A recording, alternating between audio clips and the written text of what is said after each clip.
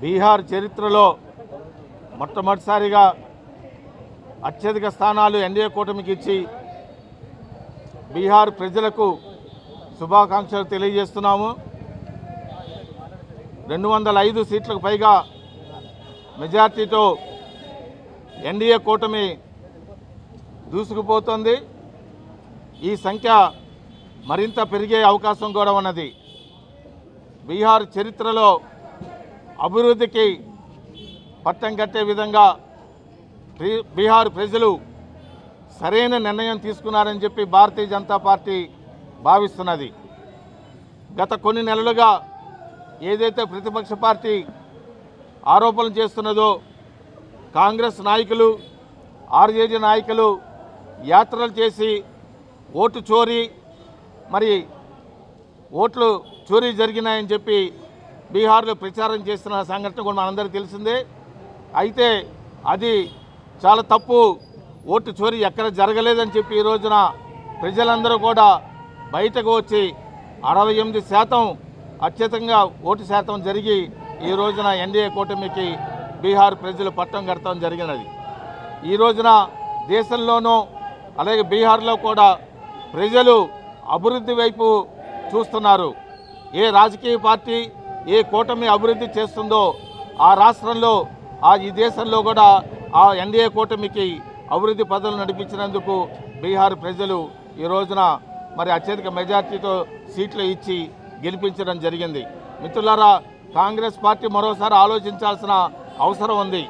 రాహుల్ గాంధీ జీవితంలో మరి దాదాపు 20 సంవత్సరాల పైగా 90 ఎన్నికలు పైగా చూస్తున్నారు. అన్ని ఎన్నికల్లో కూడా ఓటమి చవి చూసింది. మరి రాహుల్ గాంధీ నాయకత్వంలో కాంగ్రెస్ పార్టీ పయనిస్తుందా కూడా కాంగ్రెస్ నాయకత్వం ఒకసారి ఆలోచించాల్సిన అవసరం ఉంది. ఈ రోజున దేశం అభివృద్ధి గతంలో అనేక దశాబ్దాలుగా ఈ సమాజాన్ని ప్రజల్ని విచ్ఛిన్నం చేయాలని చెప్పి మరి విచ్ఛిన్న రాజకీయాలు చేసిన కాంగ్రెస్ పార్టీకి తిరస్కరించి ఈ రోజున ఎన్డీఏ కూటమిలోని భారతీయ జనతా పార్టీ నాయకత్వంలో ఉన్న నరేంద్ర మోడీ గారి నాయకత్వాన్ని బలపరిచి ఈ రోజున బీహార్లో మరి ఎన్డీఏ కూటమికి మరి అధికారం ఇవ్వటం జరుగుతున్నది.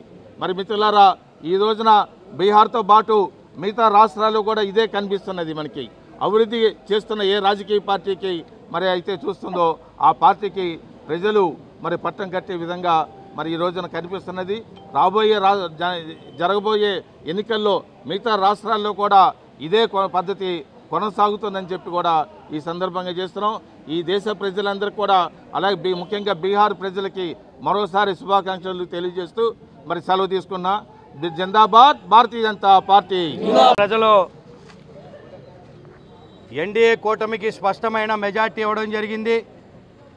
సుపరిపాలన, అభివృద్ధి, ప్రజా సంక్షేమ లక్ష్యంగా బీహార్లో పరిపాలన సాగుతున్న నేపథ్యంలో మొన్న జరిగినటువంటి ఎన్నికల్లో ఆ యొక్క రాష్ట్ర చరిత్రలో ఎన్నడూ లేని విధంగా పెద్ద ఎత్తున ప్రజలంతా కూడా వన్ సైడ్ అనే రీతిలోని పెద్ద ఎత్తున మెజార్టీ ఇవ్వడాన్ని దేశవ్యాప్తంగా ప్రజలంతా కూడా స్వాగతిస్తున్న పరిస్థితి.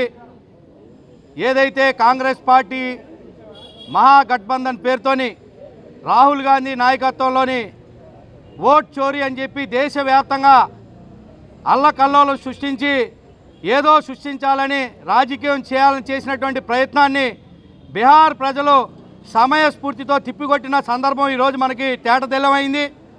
ఏదైతే ఆనాడు స్వాతంత్రం వచ్చిన తర్వాత సర్దార్ వల్లభాయ్ పటేల్ గారు ప్రధానమంత్రి అవ్వాల్సిన సమయంలో జవహర్లాల్ నెహ్రూ ఓట్లు వేయకపోయినా ఆయన ఆ రోజు ప్రధానమంత్రి అయ్యి ఆనాడు ఓటు చోరీ జరిగింది. ఇందిరాగాంధీకి పెద్ద ఎత్తున అవినీతి అక్రమాలకు పాల్పడిన సందర్భంలో ఆనాడు కూడా ఇందిరాగాంధీ ఎమర్జెన్సీ విధించి ప్రజలందరినీ కూడా అనేక మంది నాయకుల్ని జైల్లో పెట్టి అధికారం చేజెక్కించుకోవాలని ఆనాడు కూడా ఓట్లు చోరీ చేయడం జరిగింది.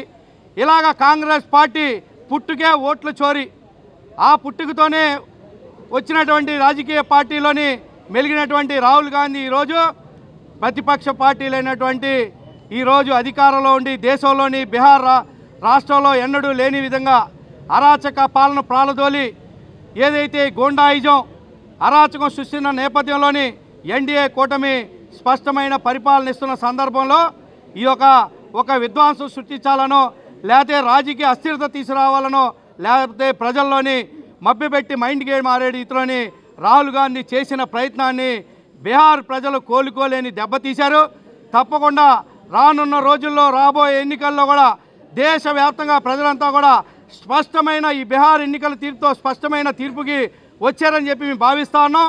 రాబోయే రోజుల్లో దేశం మొత్తం కూడా ఎన్డీఏ కూటమి పెద్ద ఎత్తున ప్రజలంతా కూడా స్వాగతించి సుపరిపాలన అభివృద్ధి ప్రజా సంక్షేమంకి పెద్దపీట వేస్తారని చెప్పి కూడా ఈ సందర్భంగా తెలియజేస్తూ బీహార్ ప్రజలందరికీ కూడా హృదయపూర్వక అభినందనలు. మంచి ప్రభుత్వాన్ని ఎన్డీఏ కూటమిని ఎన్నుకున్నందుకు మరోసారి హృదయపూర్వక అభినందనలు శుభాకాంక్షలు తెలియజేసుకుంటున్నాం. భారత్ మాతాకి. భారతదేశ చరిత్రలో నిలిచిపోయేటటువంటి ఒక రోజు అనుకోవచ్చు. ఎందుకంటే జెన్జీ అనే పేరుతో, అంటే ఈ జనరేషన్లో పుట్టినటువంటి యువత ఎవరైతే ఉన్నారో ఆ జెన్జీ అనే పేరుతోటి రాహుల్ గాంధీ అటువంటి యువతని మభ్యపెట్టి లేదంటే వారి మెదడులో విషయాన్ని నింపి దేశభక్తికి అభివృద్ధికి దూరంగా వారిని తీసుకుని వెళ్ళాలన్న పన్నిన కుట్రలో కాల్చి బాగా వాత పెట్టారు అదే జెన్జీ.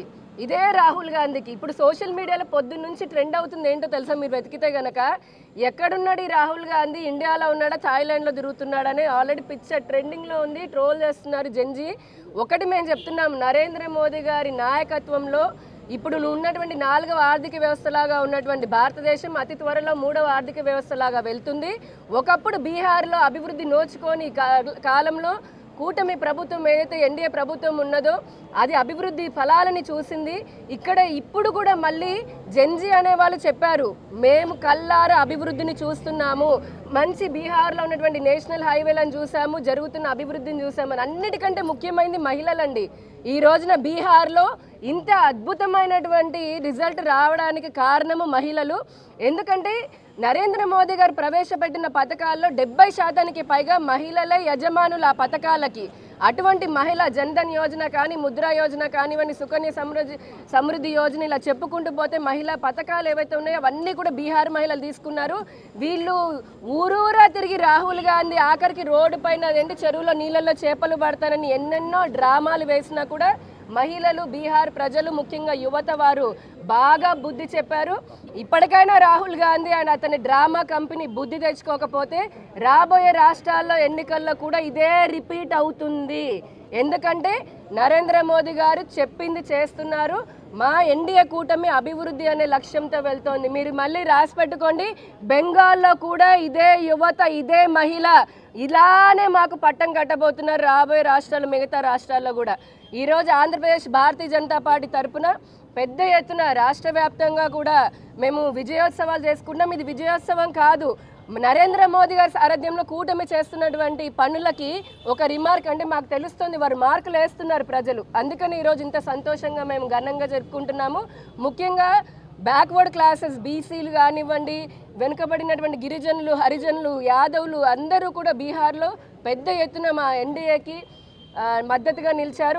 మరొకసారి బీహార్ ప్రజలకి భారతీయ జనతా పార్టీ ఆంధ్రప్రదేశ్ తరఫున వారికి సెల్యూట్ చేసుకుంటూ భారత్ మాతాకి, భారత్ మాతాకి.